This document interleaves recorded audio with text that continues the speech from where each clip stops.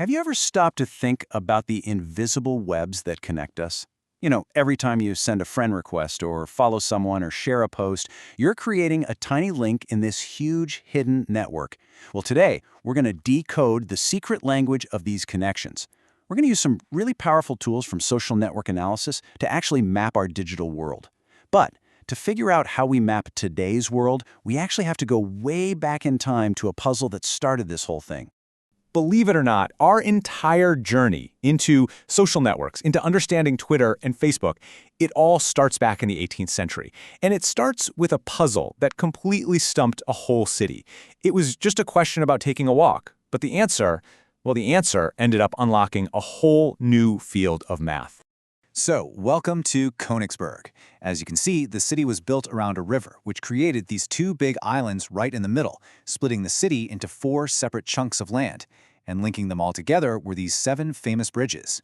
The locals, for fun, came up with a challenge. Could anyone figure out a walking route that crossed every single one of those 7 bridges, but only crossed each bridge exactly once? Seems pretty straightforward, right? Could you just start somewhere, walk over all 7 bridges, and end your walk without ever backtracking over a bridge you'd already crossed? People tried and tried. For years, nobody could do it. They started to wonder, was it even possible? This is where a brilliant mathematician named Leonhard Euler stepped in.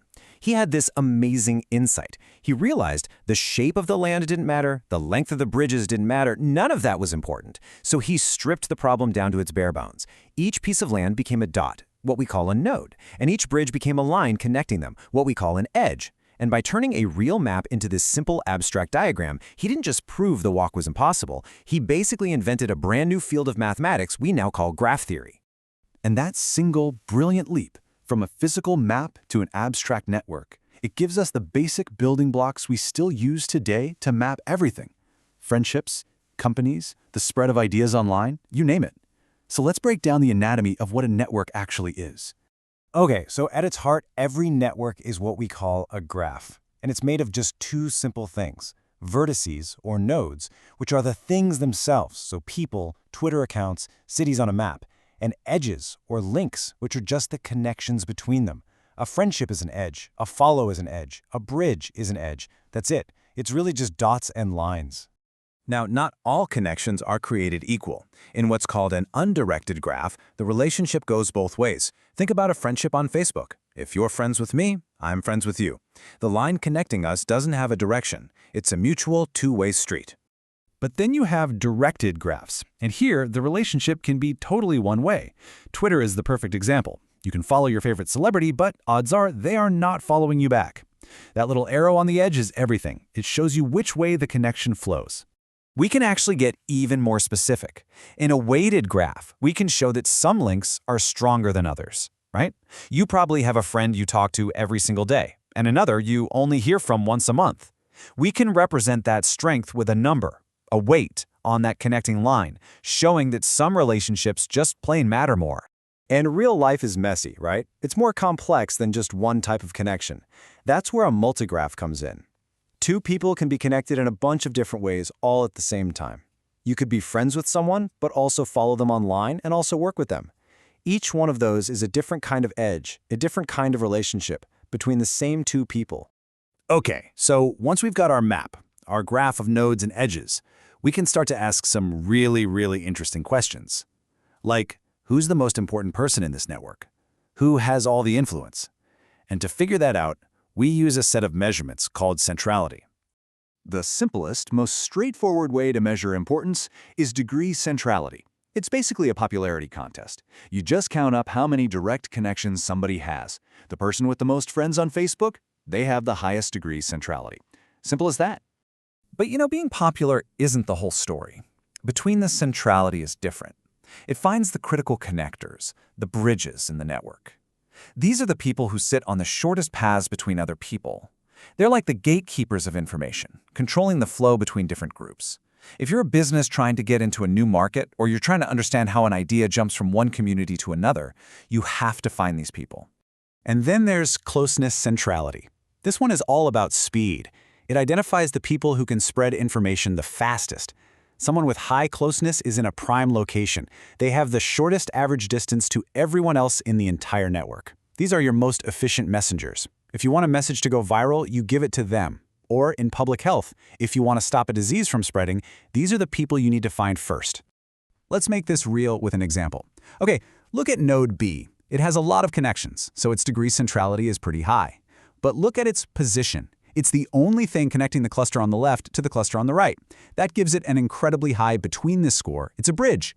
It's also perfectly placed to get a message to anyone else quickly, so it's got the highest closeness score too. So you see, node B isn't just popular, it's a critical connector and a super fast messenger. All right, let's zoom out a bit. Instead of looking at individual people, let's look at how groups form. Because networks aren't just a random jumble of connections. They have structure. People naturally clump together into communities, into tribes. But how does that even happen? Well, it really boils down to this one simple but incredibly powerful idea called triadic closure. All it says is this: a friend of your friend is very likely to become your friend. That's it. That one little human tendency is basically the engine that drives almost all community formation. So whenever you have two people who aren't friends but they share a mutual friend, there's a kind of social tension there. That's what we call an open triplet. And the pressure of triadic closure tends to close that gap, forming a stable little triangle of connections. When this process repeats over and over and over again, that's what creates those dense, tight-knit groups of friends that we see in every social network. Okay, now let's put it all together. By using these ideas, nodes and edges, centrality, triadic closure, we can go beyond just seeing a messy map of connections and actually start to uncover hidden structures. We can find coordinated communities online that you would never be able to spot just by looking. The main tool we use for this is a metric called modularity. It's basically a score that tells you how neatly a network breaks down into different communities. A network has high modularity when the people inside a group are all super connected to each other, but have very few connections to people in other groups. It's like finding the mathematical signature of different clicks. And this is where you can really see the magic happen. On the left, you've got this super complex network. It just looks like a giant hairball of connections. But by running algorithms that hunt for high modularity, we can transform that mess into the simple block view you see on the right. And boom, suddenly 3 very distinct communities become crystal clear. We've literally made the invisible structure visible. So, think about it. We can map connections, we can pinpoint the key influencers, and we can reveal these hidden coordinated communities. These tools are incredibly powerful. They can help us track how rumors spread or spot disinformation campaigns. But it leaves us with a really important question. If we can see these invisible networks with this much clarity, what does that mean for our own lives, for our own privacy, and our security in this connected world?